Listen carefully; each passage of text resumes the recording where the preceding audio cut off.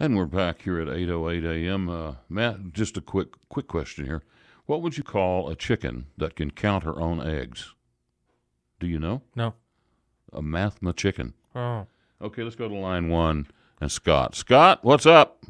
You know, I knew the answer to that, and you asked Matt instead of me. Yeah, well, there. I was sitting here. I your... wasn't. They hadn't pushed the button for me yet, and I'm sitting here screaming, "Mathma chicken, Mathma chicken, Mathma chicken, Mathma chicken." No one could hear me, so I'm just going to act. I'm going to go with that, like I knew it. Okay, well let's move on with some serious stuff, man. What is happening in Texas politics? By the way, we're talking to Scott Braddock of the QuorumReport.com. Yeah, that's right. And Scott, I wanted to start out with the lieutenant governor. I know that there's a lot of stuff going on, nationally, but the lieutenant. I'm following your lead. You're the host. All right, Lieutenant Governor Dan Patrick. He kind of came out and, in my opinion, kind of stepped in it a little bit. Yeah. Because he's always been like the big gun control guy, and now he's trying to set up where all transactions, I guess, stranger to stranger. He did, I think, at least say that.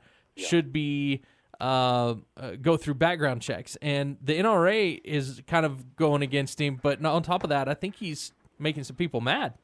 The NRA is mad at him, and so is the base of the Republican Party, as far as I can tell, and that's been his base over the last, not just for the time he's been in office, but for 15 or 20 years, going back to when he was just a lowly radio talk show host like you guys and like I was, going back to 2003, 2004. I mean, Dan Patrick is somebody whose path to power was through the base of the GOP, right? He was one of the rhino hunters, if you will, going after the Republicans in name only.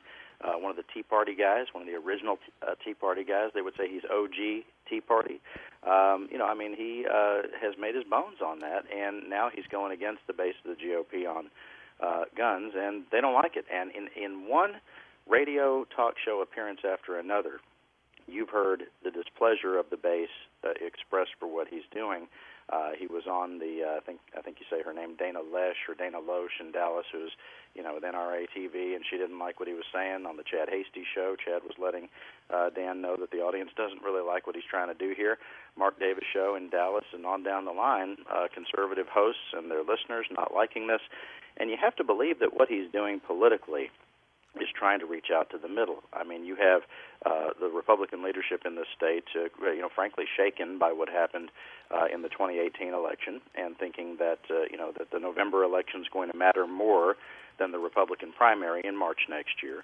And so the lieutenant governor wants to reach out to some of those folks who might still vote Republican but want to see something happen when it comes to gun control. Maybe something like the stranger-to-stranger sales, expansion of background checks. I was told that when Republican senators discussed this in a conference call, one of their caucus conference calls for the state Senate, and the question was put to them, what could you support? What could you vote for in the way of gun control? There was just sort of silence on the line. None of them could think of anything. And so Patrick is floating this out there. I would say from his media strategy on this, who knows what he's thinking exactly, because it doesn't seem like the base is going for this. The radio talk show hosts he's talking to don't like it. He should be talking to mainstream media if he's trying to reach out to the middle, but he doesn't have as many relationships there. Well, the question I have, though, is this maybe I just looked back at the last election they had, and before that they were talking about how Patrick was more popular than Abbott, and then the election results came in, and Abbott blew him out of the water as far as people voting for him versus those voting for Dan Patrick. Do you think he's trying to moderate himself a little bit to kind of try to catch up with Greg Abbott on that?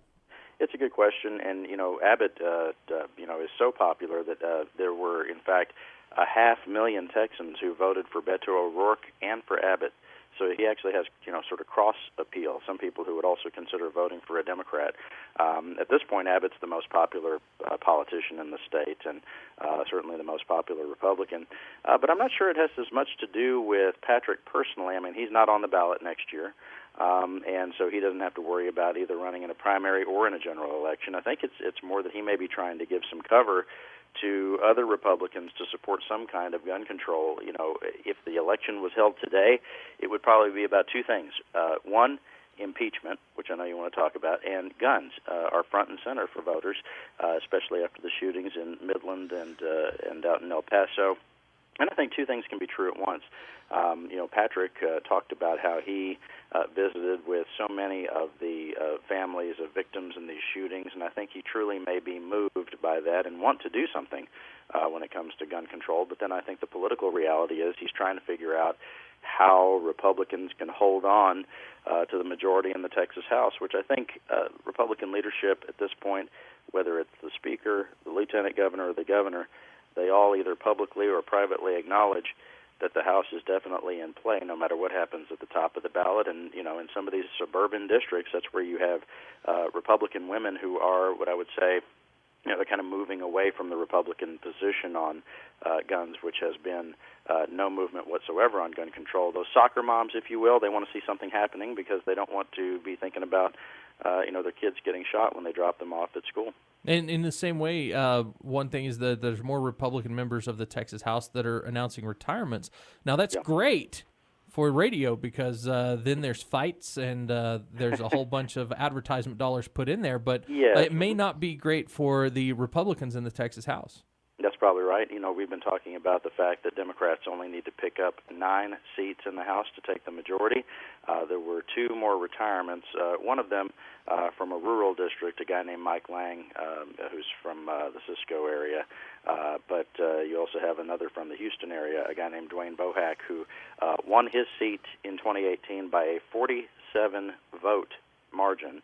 And so there's a lot of thought that that seat will probably go to a Democrat in a presidential year. Who knows? I know the Republicans will still fight for it.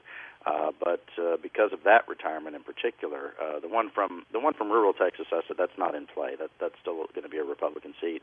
But the other probably takes us down to 8 that Democrats have to pick up because I don't think they're going to have to fight for that one in the Houston area quite as hard as they may some of the others in the suburban areas like Collin County, Denton County, Fort Bend County, et cetera. So this impeachment hearing that's coming up with Donald Trump, I think Cornyn's probably the one that's going to be looked at the most just because he's got a re-election this year. How is that going to affect him? The reality for Republicans in 2019 and going into 2020 seems to be, are you with President Trump or not? And there doesn't seem to be any gray area about that. The way things are shaping up in Washington is everything is extremely partisan, and maybe even more than being partisan, it's either Trump or anti-Trump, right? And you have Republicans who are lining up with the president. The Democrats right now, I think there's 224 at last count of Democrats in the U.S. House who would vote to support this impeachment inquiry at least, and that means you probably have 218, which is what's necessary to actually vote to impeach the president.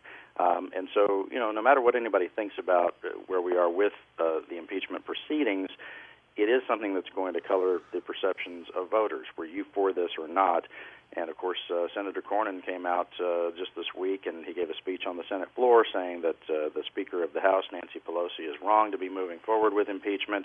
And you do have every single Democrat from Texas who's in Congress supporting the impeachment inquiry, even the 2 new Democrats who picked up seats in districts that were Republican previously, in Dallas and in Houston.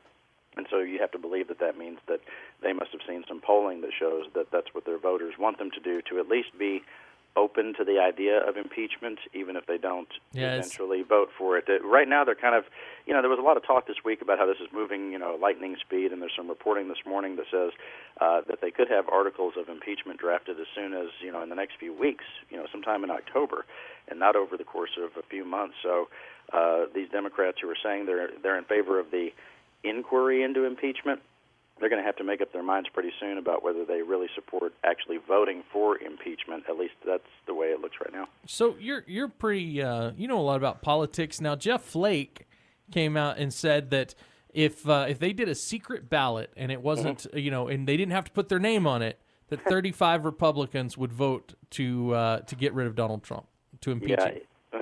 Interesting. Well, it's not a secret ballot, so that's an interesting comment. I think there is a lot of frustration with Republicans with what's going on with the president, because it seems like, and again, no matter what you think of the specific allegations here about Ukraine and whether he put pressure on them to investigate, one of his chief political rivals, no matter where you're at on that, it does seem to a lot of Republicans that the president makes a lot of unforced errors. We have a pretty good economy. We have, a pretty good situation in this country right now, and you almost have to try to have, to have approval ratings that are, where the president's approval ratings are now. Always fighting with people on Twitter, always causing some controversy that seems unnecessary. And so look at how many people are retiring from the House of Representatives who are Republicans, who are probably what you and I might consider to be sort of Republican classic, the right. old school sort of Republican. They probably don't want to speak out against President Trump, but at the same time they find it difficult to operate in the Trump environment. Well, Scott, you are speaking my language. This is what I've said. This annoys me the most about Trump. And when I mentioned that, our KFYO listeners get pretty excited about that. They get aggravated with you? Yeah, they get very aggravated. But I'm telling you, he's his own worst enemy. And it's going to really annoy me. If he loses this election, it's going to be his own fault. In a lot of ways, it's because he can't get out of his own way. He'll be having a great news cycle. People even some things that would happen that might previously have elicited praise from Democrats. It's just not possible now. And as we said at the beginning of this discussion, it's more and more that it's not as much partisan as it is whether you're Trump or anti-Trump. Yeah. Well, we are at 8:19, and we thank you, Scott. We always love talking to you on a Friday and bringing us up to speed on Texas politics. Thanks, Dave. We'll talk soon. All right. QuorumReport.com if you want to check out what Scott's doing out there, as well as he's the editor of the Quorum Report. So.